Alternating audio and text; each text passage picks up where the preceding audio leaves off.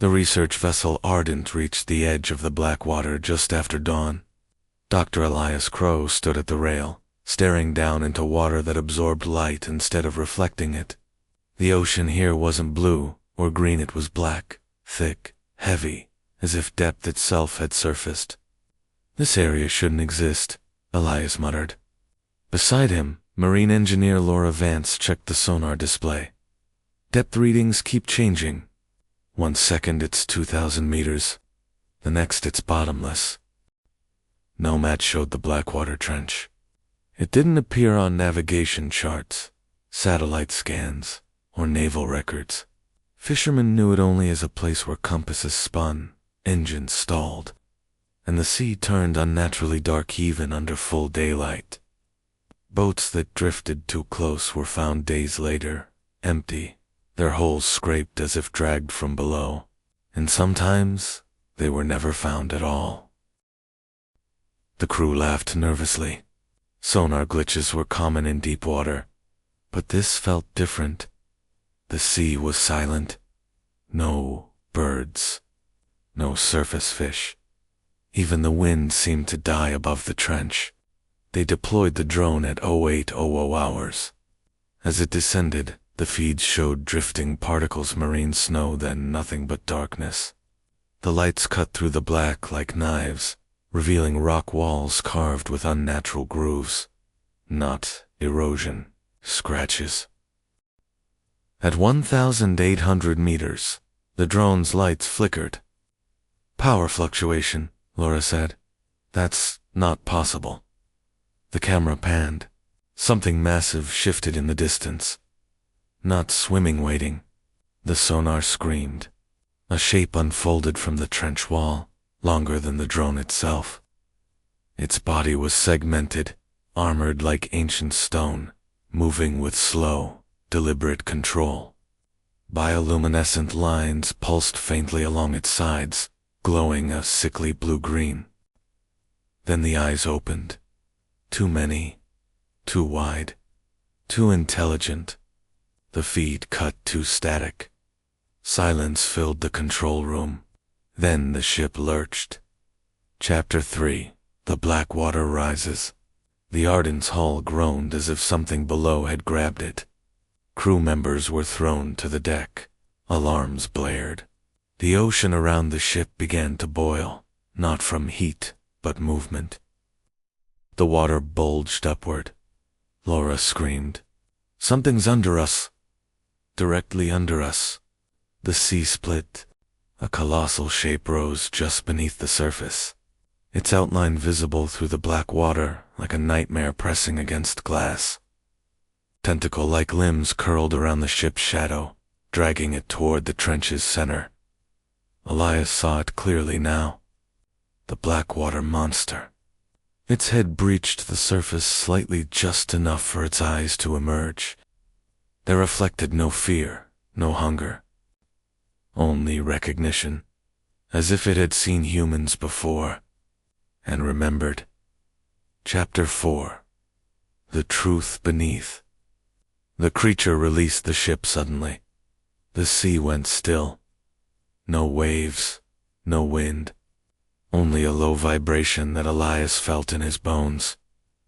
Then the water spoke, not in words but in pressure, in soundless intent that pressed into the mind.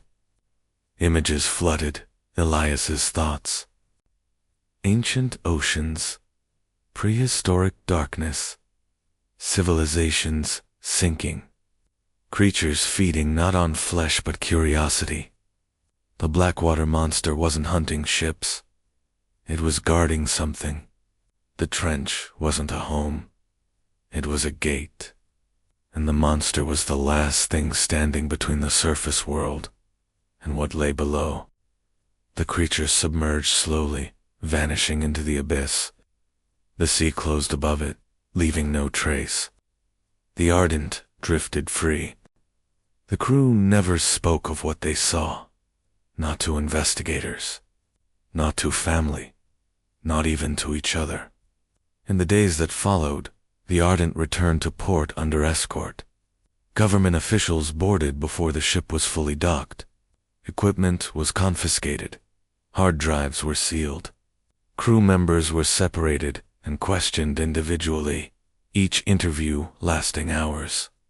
Every answer was the same: equipment failure, a rogue current, a geological anomaly.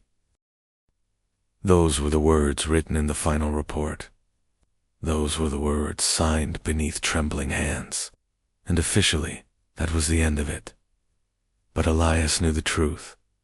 He saw it in the way the crew avoided the ocean afterward, in the way Laura refused to sleep without lights on, in the way no one ever mentioned the trench again yet never stopped thinking about it. Elias himself couldn't escape it. At night, when the world was quiet, he still felt the pressure, that impossible weight in his chest, that sense of being observed by something vast, patient, ancient. Weeks passed. Then the satellite images arrived. At first, Elias thought there had been a mistake. The Blackwater Trench abyss that had swallowed sonar, distorted physics, and nearly claimed a research vessel was simply gone. No scar, no depression, no abnormal readings. Used calm, ordinary sea. Blue, harmless, empty. As if it had never existed. Oceanographers around the world celebrated the data. They called it a correction error in earlier mapping, a sensor illusion magnified by pressure and human imagination. Elias said nothing.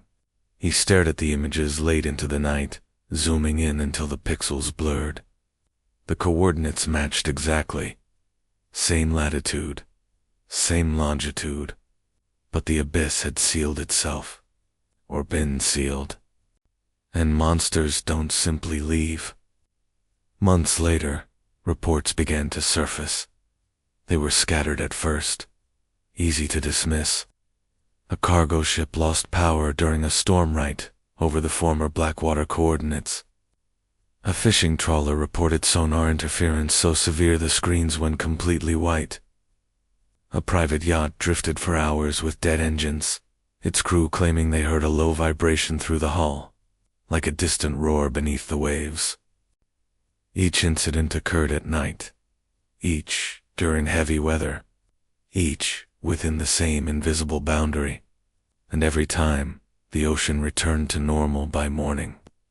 Authorities blamed electromagnetic storms, undersea cables, rare atmospheric conditions, but sailors told a different story.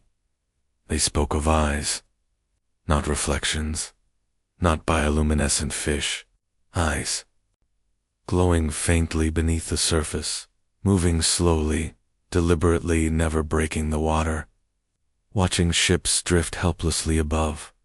Waiting, Elias began collecting the reports quietly. He mapped them. Cross-referenced dates, weather patterns, moon cycles. The pattern was undeniable. Whatever had lived in the Blackwater Trench was still there, just deeper, just hidden, and perhaps just restrained. One night, unable to sleep, Elias returned to the original footage recovered from the Ardent. Most of it was corrupted.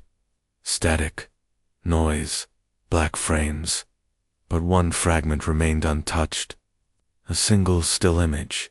It showed the creature's eye. Not wide, not enraged. Focused, intelligent. Looking directly into the camera. Elias realized then what truly terrified him. The Blackwater Monster hadn't attacked the ship, hadn't destroyed it, hadn't even pursued them once they fled. It had let them go. As if sending a message. You were not meant to see this. But now that you have, remember, years passed. Elias retired from deep-sea research. He moved inland, far from the coast. Yet even hundreds of miles from the ocean, he still dreamed of water. Not drowning. Falling. Endlessly descending through blackness. Watching glowing shapes drift just beyond reach. feeling the pressure build, not on his body, but on his mind. But every man aboard refused further duty at sea, and none of them would explain why. The ocean remains vast, unexplored, unmapped.